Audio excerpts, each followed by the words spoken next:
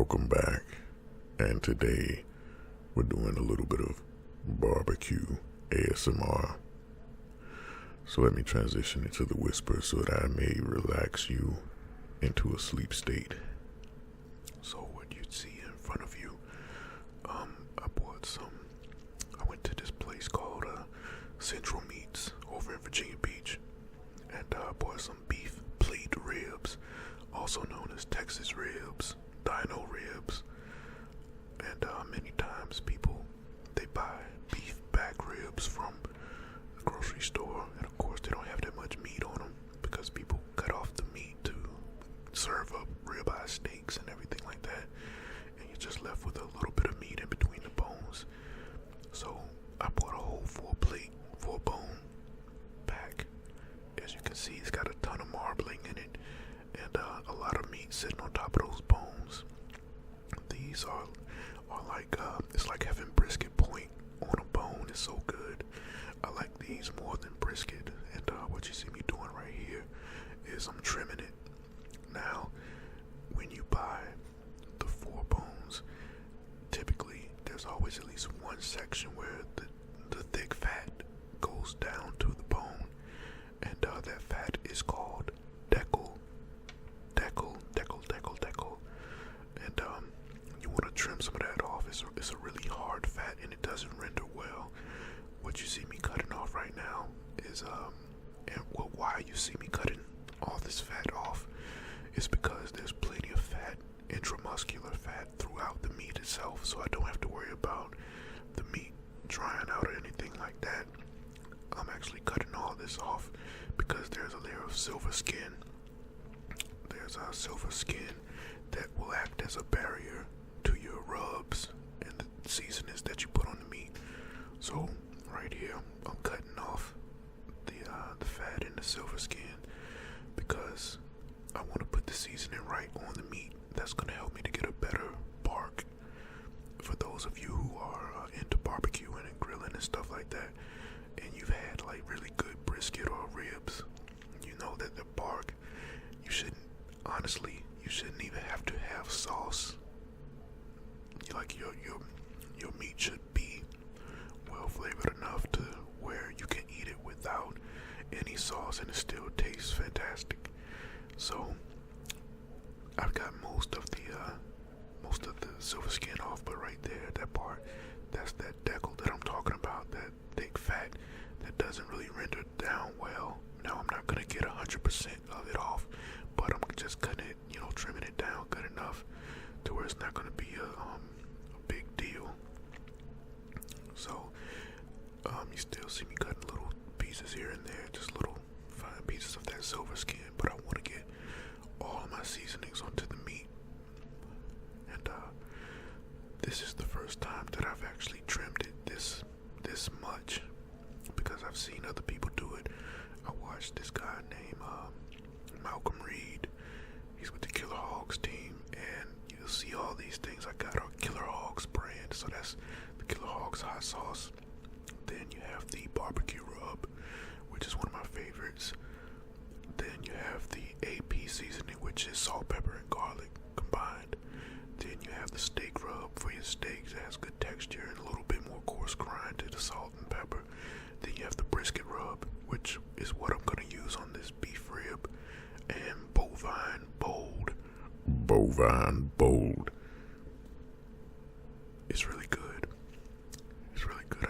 It's so good I felt like I had to say it like that. But anyways, as a binder, I'm going to be using the Killer Hogs hot sauce. Now, I actually do have other rubs and products that are not Killer Hogs, but I figured since I was doing this video, I kind of just wanted to highlight my personal favorites at this moment. That doesn't mean I don't have other favorites. There's actually this group called Meat Church, and I want to get some of their stuff.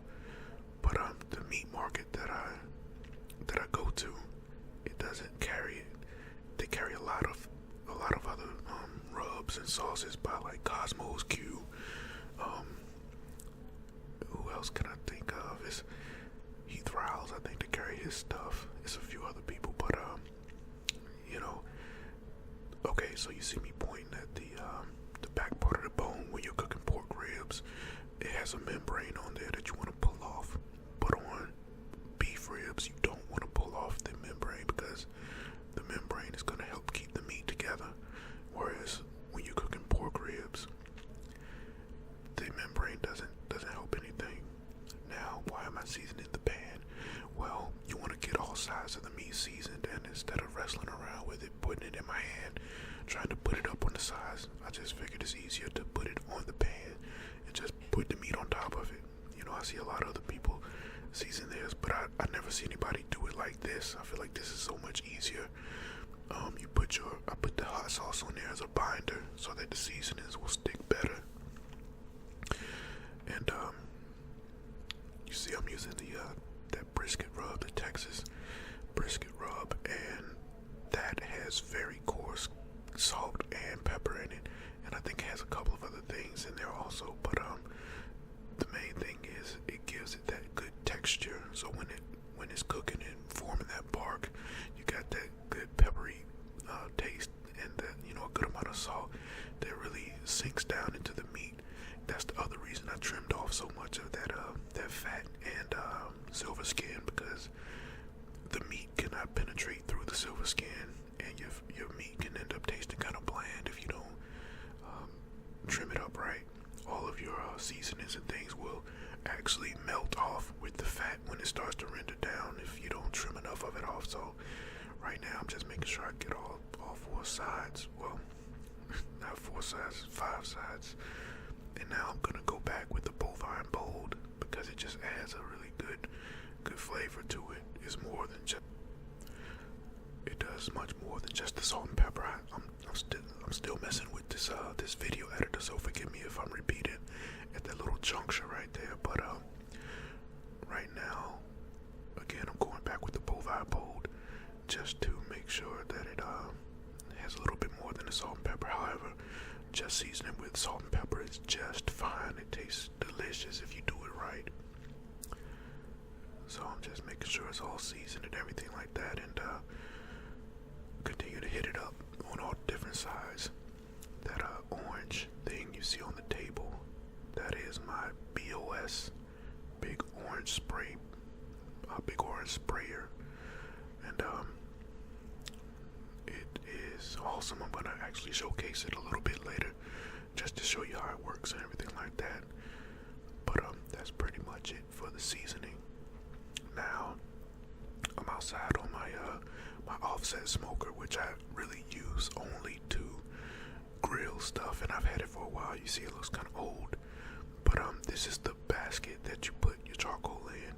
You can see I'm using lump charcoal instead of charcoal briquettes. This is what goes in the bottle of my smoker, which you'll see in a minute. But the way you do it, as far as smoking, you want to put your charcoal in there, form a little pit in the middle. You don't want to light up all your charcoal at one time. You know, if you did that, that's more for just straight up grilling. But if you smoke and you want your coals to last over a period of time. So you see, I have swapped the basket with the chimney.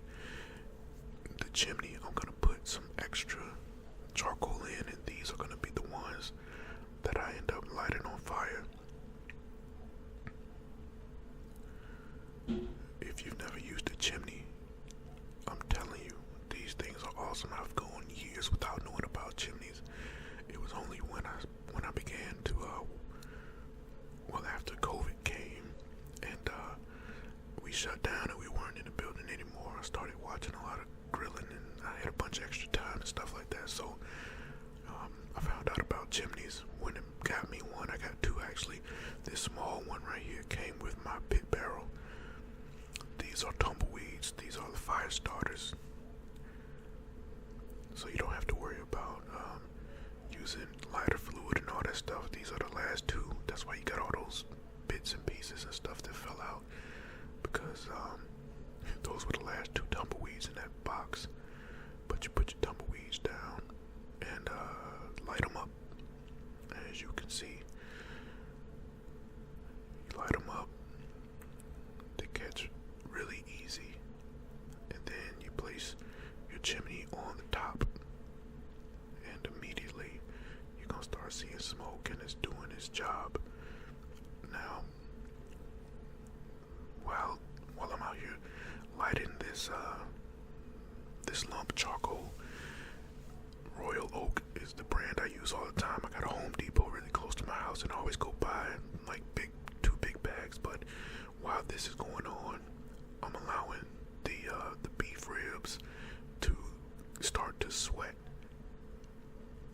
Okay, so now you see I'm taking the basket that goes in the bottom of the barrel, place it down there, got my heat resistant gloves on.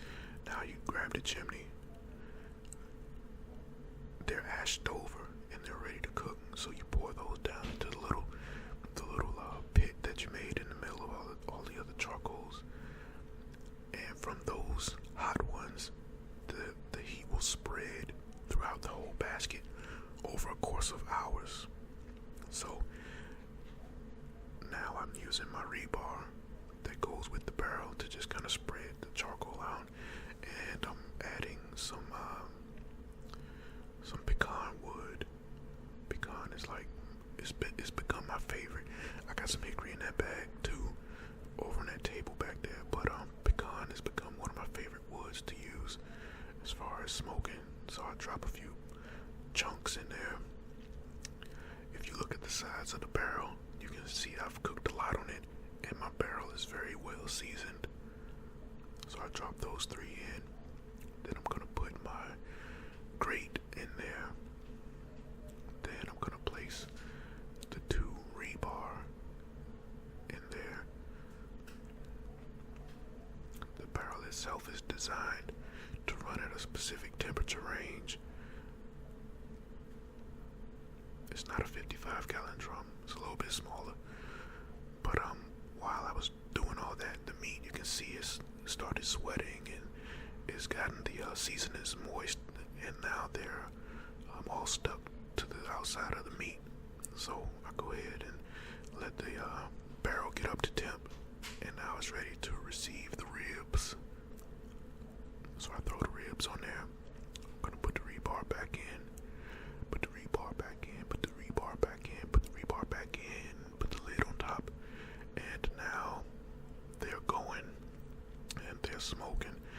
Pit barrel cooker, that's what it is. And you want to have that thin blue smoke. You don't want to have a ton of smoke billowing out of your smoker. You want to have that clean, light looking smoke. It's doing exactly what it needs to do.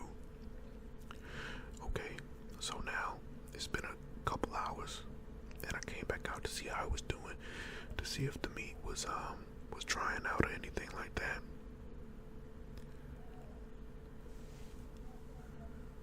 And there are a few dry spots on it.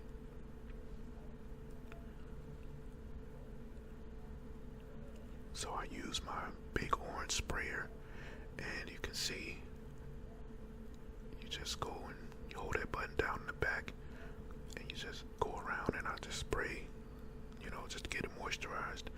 If you're wondering what it is I'm spraying on it, it's a mixture of soy sauce, Worcestershire sauce,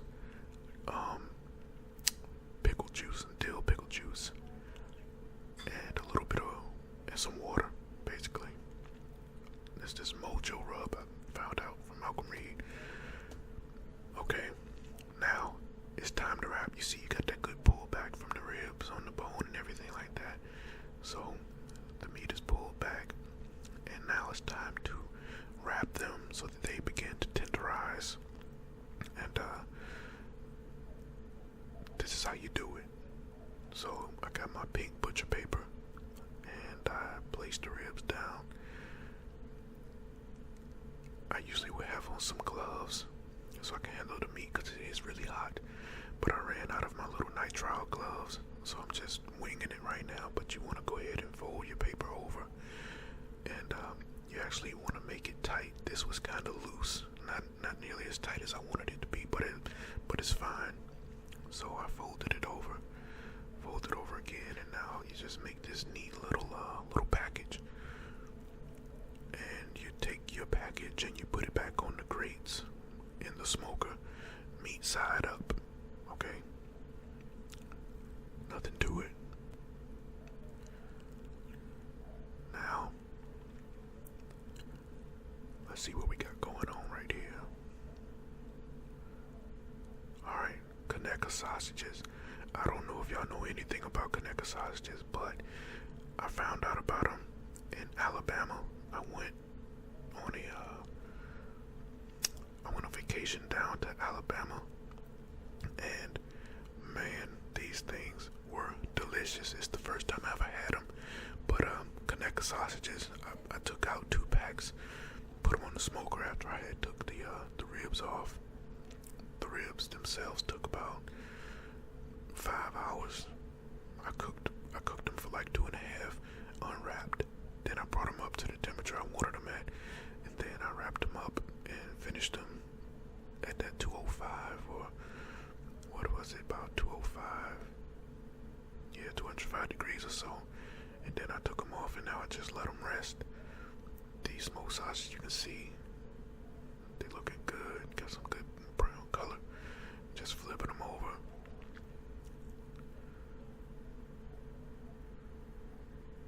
But guys, I'm telling you, if you can find Conecuh sausages, you should definitely try them. Alright. Now, put your rebar back in, because the rebar is intricate in controlling the temperature of the cooker itself.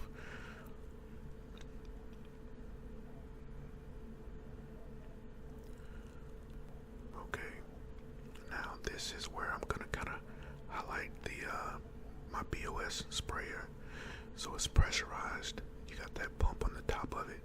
You just pump that up, and then it builds up the pressure inside of it, and you press the button and it sprays. But if you adjust the nozzle, it can spray in a strong stream like that, or as you loosen it up, it'll spray really misty like that. It was a really cool product, and I had to have it. Alright, back to the pit barrel. Alright, you can see those Conecuh sausages are done, so they're looking really good. And I'm telling you, if you ever had them, they are delicious.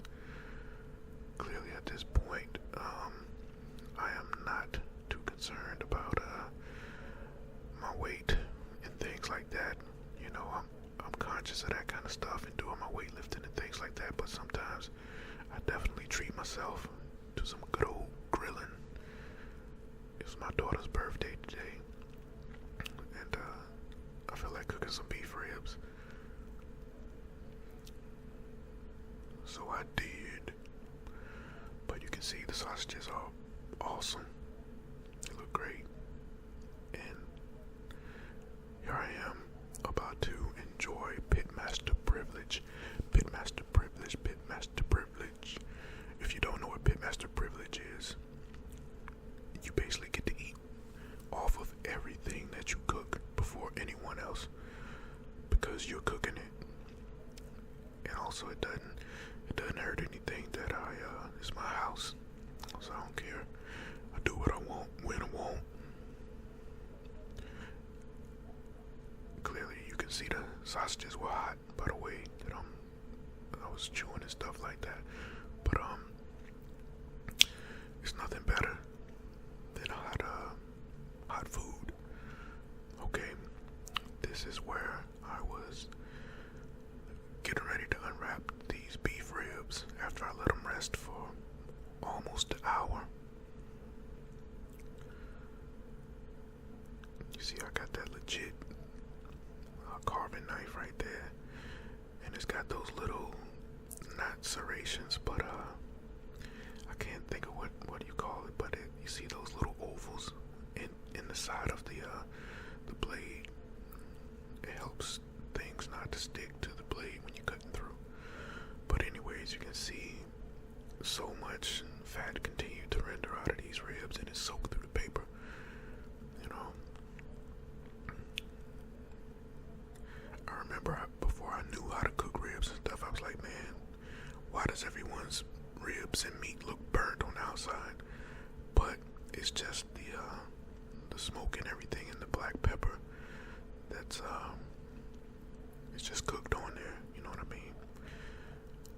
My hands were super greasy after taking that thing off, so now I got me a paper towel and now I'm getting ready to cut into these things.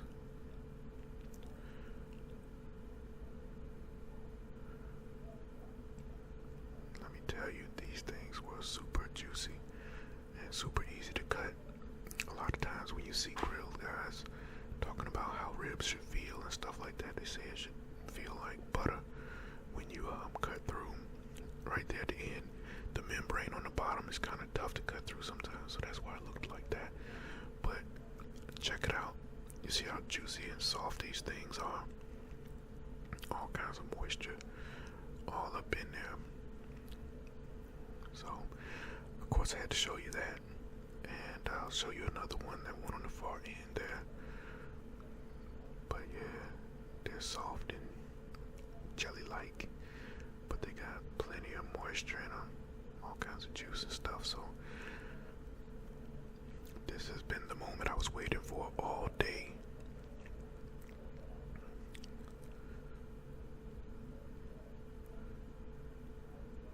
Getting ready to take that first bite. Here you go. You just bite right into it. Now the thing is, that bite, man, I'm telling you, these ribs come out so good. You see how easily I could bite through that? Now think about when you've had like some tough steak or any type of tough beef. I'm telling you, until I started grilling this stuff and learning how to do it, I'd never had beef so tender that I can bite in it against the grain and it just, my teeth just cut through it. You know what I mean? It's not overcooked or anything. It's just right. And usually when I watch Pitmasters on TV and stuff like that, they take like one bite and be like, oh man, that's awesome. But I was like, you know what? I want to give y'all a few bites. But that's the video. I hope y'all enjoyed it. Subscribe if you haven't. Be assimilated.